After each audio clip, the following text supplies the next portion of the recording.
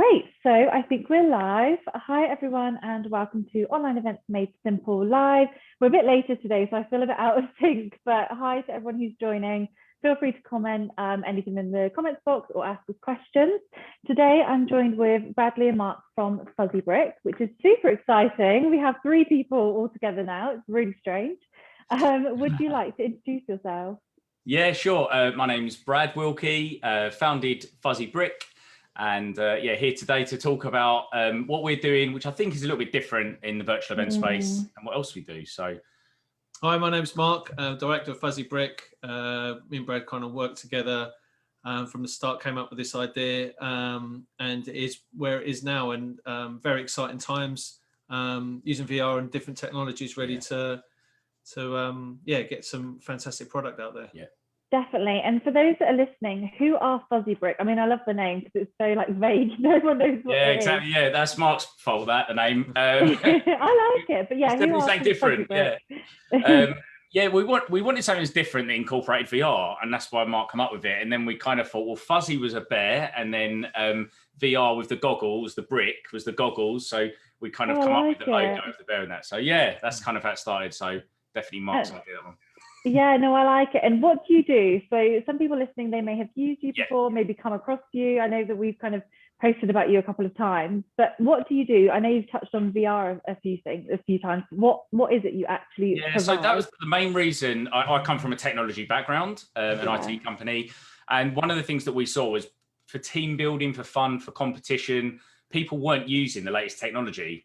We'd seen battle axe, we'd seen donut days to grab people's attention in an office, but they weren't really using the latest technology. And we found that this technology is so immersive, so different. And so that's why we started the business. And obviously that started with our racing simulators, didn't it, Mark? So, yeah, we very quickly realized from going out and doing some racing simulators, going to some bigger events, working with companies, we always were getting questioned, do you do any other team building, any virtual kind of setups for multiple groups where you can, test people's communication skills, team building skills, all sorts. So we very quickly got on a drawing board. We're very quick, very reactive every time we hear an idea. And so we started coming up with different concepts, different ideas, and delivering that within different environments, really. And it worked really well. Yeah, so that would typically look like, so originally the racing simulators, we take 4 racing simulators into an office. We run like an office Grand Prix. That sounds amazing. Amazing. We think it's great. Of course we would. And so we set that up, and then we would typically tie that to the business's need. So if they were talking about like efficiency and speed and scale, we would always try and tie like a racing game into that thing. And then, as Mark said, like our customers would go, would you do anything else? And so we come up with team building, which is really 25 to 30 people over about an hour and a half. And what we do is tie in what the business does, what its mission statement is, what it's trying to achieve. And we tie that and slightly tweak every customer's game. And then what we'll do is get teams, create teams, pairs and individuals. And then we run team building that's themed to that company across 3 different stations.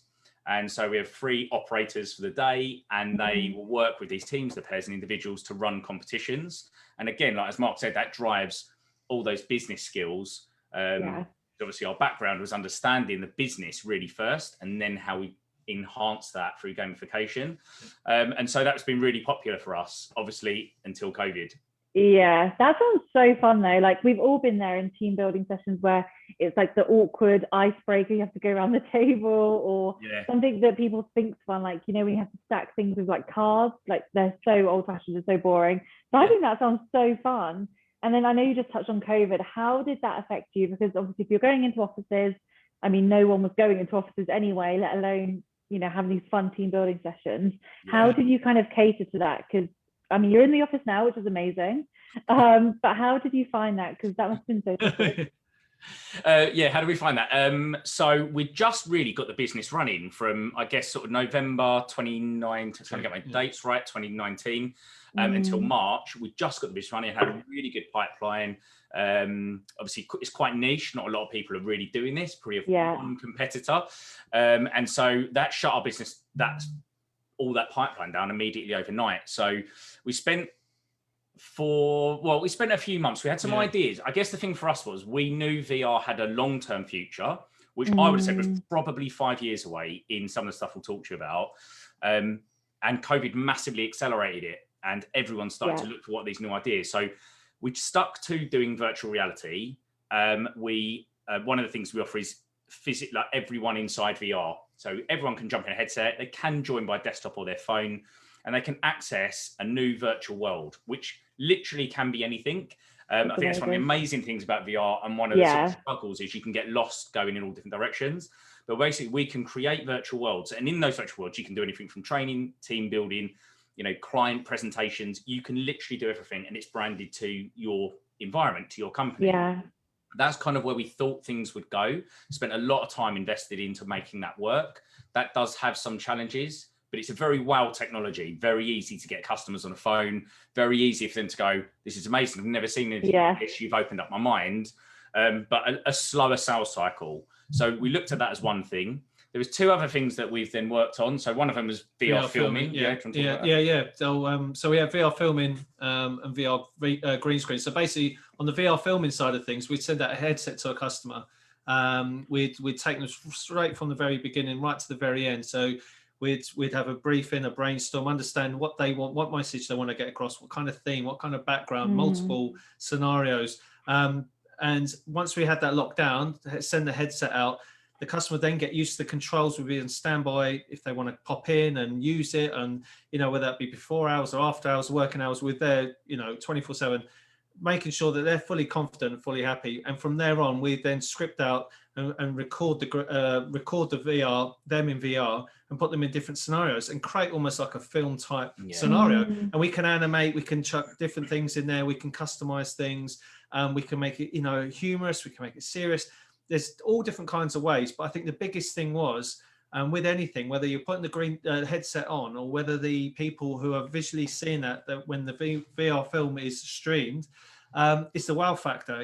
People just go wow, and they're hooked, and they're like, is that him really in VR? It's all those little things. And I think from there on, the ball really started rolling, because once you get people into those, proof of concepts, whether it is on a screen like we are now, or whether we physically send out a headset, people's ideas and minds start running. And I think that's very refreshing at a time where we feel very smothered by what's happening with COVID, communication. And I think it's so important to give people something to really kind of, prick people's ears up and understand, wow, the applications are so broad. So. And obviously we use the real person's face on their avatar. I love that. That's great. Like Sims. Basically. And so what we found was, running a full event of 50 people, 60 people is still quite a small event. We can put that into VR. So we create a virtual stage, we put your branding up, everyone sits in VR, very intuitive, takes 10 minutes to get used to the controls.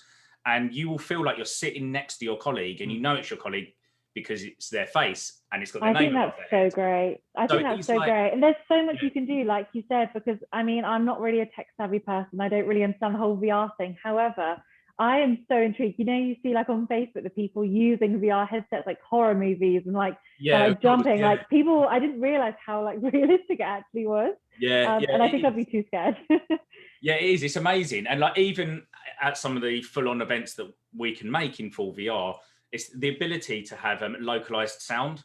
So you've got 50 people in a room talking, we know that's going to be a car crash. So when we enable like 3D sound, it enables me to go, oh, do you want to come over here and have a chat? I'd love to catch up with you. And it really merges like the sort of 2D video into like real life. And so it's got a place for the future, but it's quite difficult to sell is in fully VR events. The VR film is really good because it just means we send out one headset to a CEO or a leader that wants to get a message out there. And like Mark said, every audience that we've live streamed this sort of video to, so it's pre-recorded, everyone is like the comments and the chat box is like blown up by people just like, I cannot believe that's our CEO. So unexpected. What am I actually watching right now? It's so much fun. And it's really fun. It's really engaging. And we did like a James Bond theme for someone. Took them through this whole story of them falling out of a plane, landing on a beach. We put them in a tuxedo. They had the gun. They had the music was glass. there. Everything, music, the credits, the way we edit it, because we've got editing as well, so we can put things actually into kind of a film with backgrounds, and it really grabs people's attention. So I think our big thing is in this virtual world that we're now in, how do we get people's attention? Like so true, And months and months prepping for like a kickoff or a business update message, and then obviously a lot of it is delivered on Zoom. Now, unless you can do that in a way that's delivered, I would say like 10 minutes to grab people's attention, then actually you need something different. And obviously we're helping clients take that end to end. So we're helping them with what's the business idea they've got, how do they brainstorm, rapid deployment of a headset, and within 24 hours we begin filming with them. So that's amazing, really cool. Like people really like that. We've got a lot of contacts in the tech industry, shows that businesses are really innovative. So that's probably been our most popular thing that we've helped people do. It's been really good. Yeah. And what challenges did you face? Because like you said, obviously you were originally going into people's offices, you know, you had your structure, you knew what you were doing every day. What challenges did you face? Because I'm sure like every company, you've struggled actually finding the customers in the first place. I guess kind of winning them over virtually, opposed to being able to meet them and show them how it all works. Yeah, so obviously we can do demos just by streaming into the platform we've made. So, you know, we have actually made you a platform here in the background, but it's probably not appropriate to screen share it and show you, but we have created one for you already. And so we can very quickly show you what is possible and talk you through that in a demo, and the thing is, I think a lot of CEOs, they see it first of all, but then their mind opens up and they go, well, hold on a minute, couldn't we do this? Or can we do that? And all of a sudden you find these people that wouldn't ever label themselves as creative going, hold on, I can be anywhere. Right. Could you give me this painting, or could you get me this object? And we can employ them like very, very quickly to build their story. So they get blown away with it. And when they first go in, they're like, I saw your demo, but this is like, I feel like I'm actually in this arena or this beach or the moon or any location. Put them in. So I think the challenge is, the great thing about this is the customers that we had prior were really the same customers that's had a problem, which any business does of, if your business is good at communicating, then actually you need to invest in ways to get the message out there, make people like attract people to it, keep people engaged in it, and then make people remember it so they can take something away. I think that's the three things we've always had for our business. Like, how do we do those things? That's what brings value to a business. And so that's really what enabled us to quite easily flip to doing this. And quite refreshingly, like no one seems to be doing this. We speak to a lot of people in the VR industry and like, I've never seen this before. So it was just a bit of a, hold on, we could do this. And it's a light way of deploying VR, getting people into starting the journey really. Well, I think the other thing is as well, there's a huge flip side on the coin. As much as we're coming up with a lot of innovative stuff and we're portraying what we're doing, I think when you show a company in a time where there's opportunity to grow and deliver things that are, you know, impactful, you know, it's great. It's you know, it really turns a light bulb in people's heads, because as you know, if you can't socialize or you're predominantly doing things over Zoom, what's going to be innovative, what's going to be different, what's going to be impactful, what's going to create reaction on social media, you know, what you know, all these things. And it's great because you can really build it up. You know, the last client we worked with was sending out small snippets, you know, sending that out on their platform and to the event platform. And what that's great is that it creates a little bit of a hype and people are guessing and people. So if we can do that on top of that, it's even better. You know, it just creates another layer of ice into the cake. So it's really good. Yeah, I think it's so different as well. Like you said, there's so many virtual event actual platforms out there, but maybe not so much an activity, which I think, like you said, you can kind of just transport to anywhere you'd like to, which I think we've all wanted to do, whether that's, I don't know, Ibiza or somewhere nice and snowy, like during lockdown when you can't actually get out. It's, I guess, like an escapism, which I would love, I think. Yeah, definitely. And I think like we speak to loads of people about like running full events in VR. And I think the thing is, there's a few different things really. You know, a VR headset has to really become part of your IT kit at work. At the moment, it's clearly not. Mobile phone, a laptop, what does that look like in the future? But potentially a VR headset is kind of where we then have, well, everyone's got access to it. So now we'll provide the service, which is almost exactly the same as running like a physical event, where we would be the event hosts. We would have your branding on our t-shirt. And as you meet us in virtual reality, you say, oh, Rianne, great to meet you. Are you familiar with the platform? Or do you want to go and take a seat? Yeah, we'll go and take a seat. And then we'll welcome people in, get them excited about what's going to come up for the show they're going to see. Like, we can definitely see that working. It sounds like so like 2030. Sounds like something we'll see in like 10 years time. And hopefully it's earlier than 2030. But I think it is. So it's going massively forward. The thing that we've then moved into is some people don't want to be an avatar. So I think you've got leaders or CEOs of a business that are kind of very open. They want to be different. That's great. We love those people. But what we've found is that some people go, look, we want it to be a little bit more professional looking. Yeah. We want it to look like we're on a stage. We were used to presenting on a stage every year. We invested a lot of money into doing that.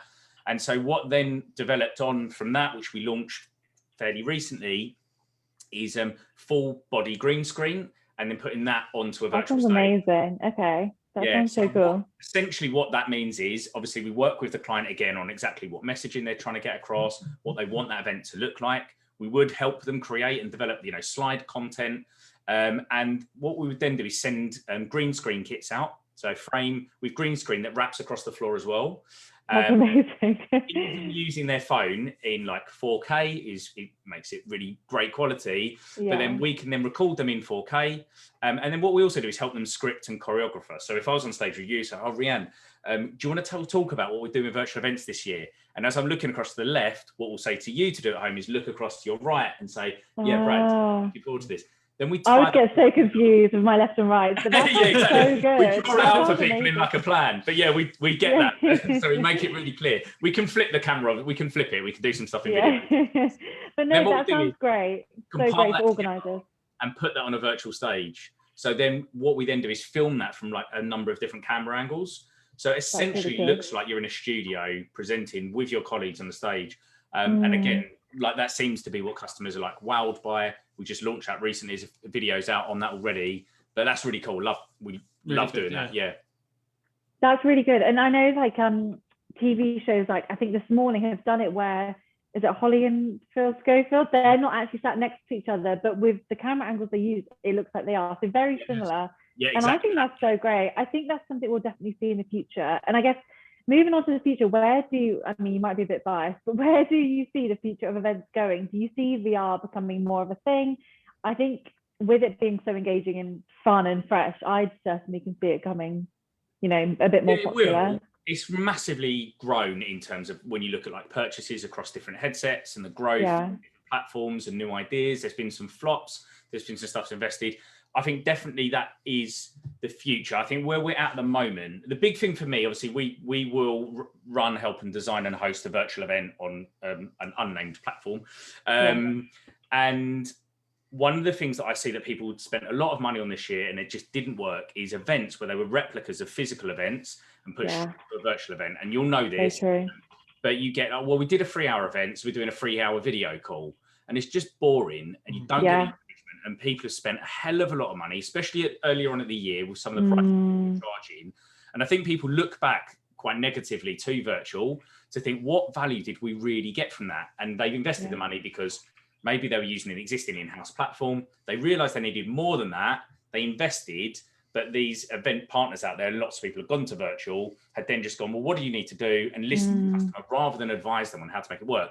I think people are pulling back at the moment, perhaps from the kind of blasé, we're going to run a virtual event and paying someone to do it. I think people are looking more carefully.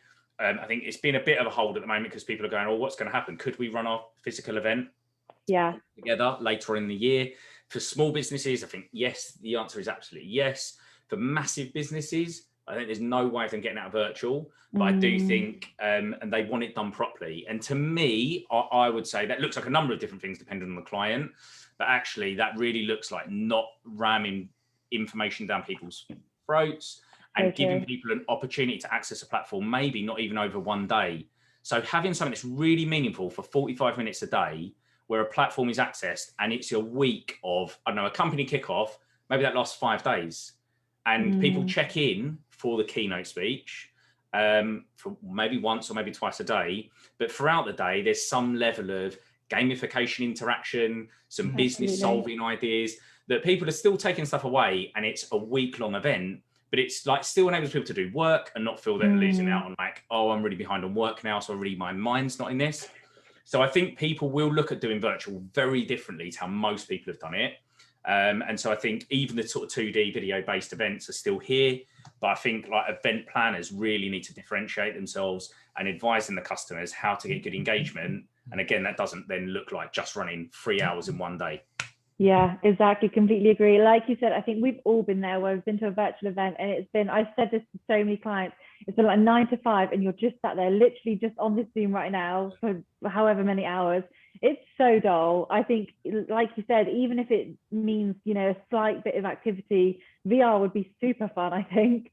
Yeah. It kind of breaks up the day. And again, it links back to the escapism, I think, where you remind yourself you're not just sat at your desk, you're actually taking part in these fun activities. Yeah, exactly. And like using a VR platform, and the biggest thing is you're giving people freedom to explore what they want to explore, sit where they want to sit, talk to who they want to talk to. And obviously normally that means you're muted, you're on a webinar, and you just it's one way coming in.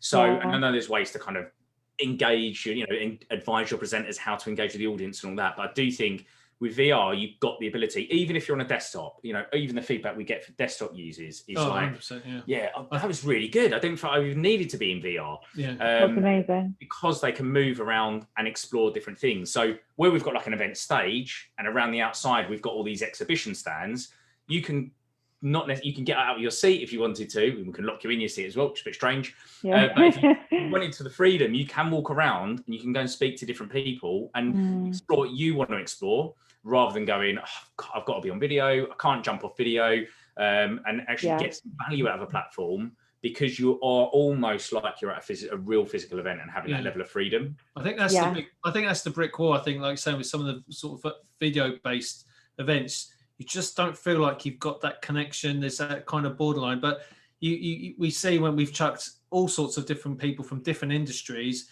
into VR with physical headsets, or even on a desktop, they literally feel like they're just talking and talking and talking. And I haven't seen you in ages. Oh, isn't that funny? Or doesn't it? It's all that absolute icebreaker finally that people know each other or don't know each other, that it brings that out in people. Yeah. And I think that's so important when you think of the possibilities of, and there are endless possibilities in VR, that you could have an exhibition, a talk, and if people want to put a headset on and go into a chill out room or go and stand in a place with a club, or literally, because we've experienced it where we've put headsets on, have a live DJ streaming through, and it does literally feel like when you've got the headphones on, you are in a live club. It does. Yeah, close your eyes.